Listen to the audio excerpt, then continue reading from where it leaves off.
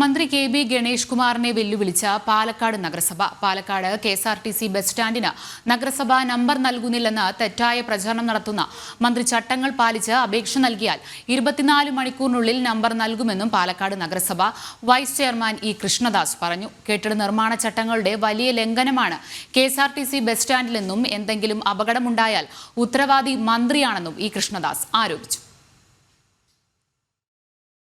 ഇന്നലെ Palakkad KSRTC bus സ്റ്റാൻഡിൽ ശീതീകരിച്ച വിശ്രമമുറി ഉദ്ഘാടനം ചെയ്യാനെത്തിയ മന്ത്രി കെ.ബി. ഗണേഷ് കുമാറിനെതിരെ ബസ് സ്റ്റാൻഡിലെ ശുചിമുറി ഉൾപ്പെടെ അടിസ്ഥാന സൗകര്യങ്ങൾ ഉറപ്പാക്കണമെന്നാവശ്യപ്പെട്ട് ബി.ജെ.പി. പ്രവർത്തകർ കരിങ്കൊടി കാണിച്ച് പ്രതിഷേധിച്ചപ്പോഴാണ് പാലക്കാട് നഗരസഭ കെ.എസ്.ആർ.ടി.സി ബസ് സ്റ്റാൻഡിന് നമ്പർ നൽകുന്നില്ല എന്ന ആരോപണവുമായി മന്ത്രി രംഗത്തെത്തിയത്.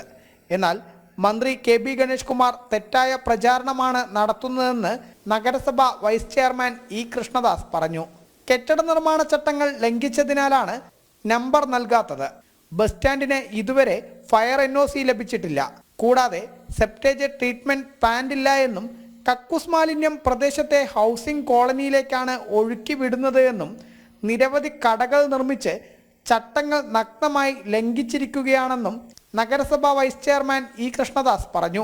അതിന് ഉത്തരവാദി ഇനി കെ.എസ്.ആർ.ടി.സി നഗരസഭ അല്ല, കെ.എസ്.ആർ.ടി.സി തന്നെയാണ്. അല്ല, അദ്ദേഹം തന്നെ ആയിരിക്കും.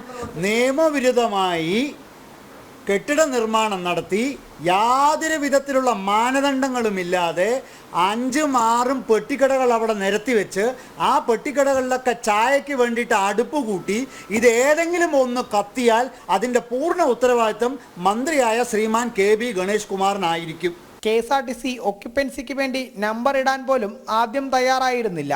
വിവാദമായപ്പോഴാണ് നമ്പർ ഇടാൻ വന്നത്. മന്ത്രിക്ക് ഫയലുകളെ കുറിച്ച് ഒരു ധാരണയുമില്ലാത്തതിനാലാണ് തെറ്റായ കാര്യങ്ങൾ പറയുന്നതെന്നും എല്ലാ കെട്ടിട നിർമ്മാണ ചട്ടങ്ങളും പാലിച്ച് നഗരസഭയിൽ അപേക്ഷ നൽകാൻ മന്ത്രിയെ വെല്ലുവിളിക്കുന്നുവെന്നും അദ്ദേഹം പറഞ്ഞു.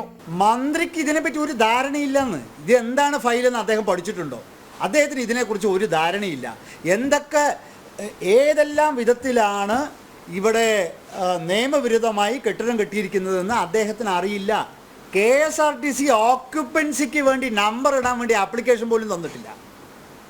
ഇത് വിവാദമായപ്പോഴാണ് ഓടി വന്ന് ഇവിടെ ഒരു ആപ്ലിക്കേഷൻ തന്നത്, ഞങ്ങൾക്കൊന്ന് നമ്പർ ഇട്ട് തരണേന്ന്. പരിശോധിക്കുമ്പോഴാണ് എല്ലാം നിയമവിരുദ്ധമായിട്ടാണ് ഇതെല്ലാം ചെയ്തിരിക്കുന്നത്. നഗരസഭയ്ക്ക് കെ.എസ്.ആർ.ടി.സിക്ക് നമ്പർ കൊടുക്കാൻ ഒരു വിരോധവുമില്ല. നിയമപ്രകാരം നിയമം പാലിച്ചുകൊണ്ട്, ബിൽഡിംഗ് റൂൾ ചട്ടങ്ങൾ പാലിച്ചുകൊണ്ട് എല്ലാ കടലാസുകളും കൃത്യമായി തന്നു കഴിഞ്ഞാൽ 24 മണിക്കൂറിനകം നമ്പർ ഇട്ട് കൊടുക്കാം. ഞാൻ കെ.ബി. ഗണേഷ് കുമാർ മന്ത്രിയെ വെല്ലുവിളിക്കുകയാണ്. എല്ലാ ബിൽഡിംഗ് റൂൾസും പാലിച്ചുകൊണ്ട് ഇവിടെ ഒരു ആപ്ലിക്കേഷൻ തരികയാണെങ്കിൽ 24 മണിക്കൂറിനകം നമ്പർ ഇട്ട് കൊടുക്കാം. ഏതെല്ലാം വിധേനയാണ് നിയമവിരുദ്ധമായി കെട്ടിടം നിർമ്മിച്ചിരിക്കുന്നതെന്ന് അറിയാതെയാണ് മന്ത്രി ഓരോന്നും വിളിച്ചു പറയുന്നതെന്നും അനധികൃത നിർമ്മാണം നഗരസഭയോട് പൊളിച്ചു നീക്കാൻ പറയുന്ന മന്ത്രി കോടതി ഇത് സ്റ്റേ ചെയ്തിട്ടുണ്ട് എന്ന് പോലും അറിയാതെയാണ് വിഡ്ഢിത്തങ്ങൾ പറയുന്നതെന്നും നഗരസഭ വിമർശിച്ചു. ജനം, പാലക്കാട്.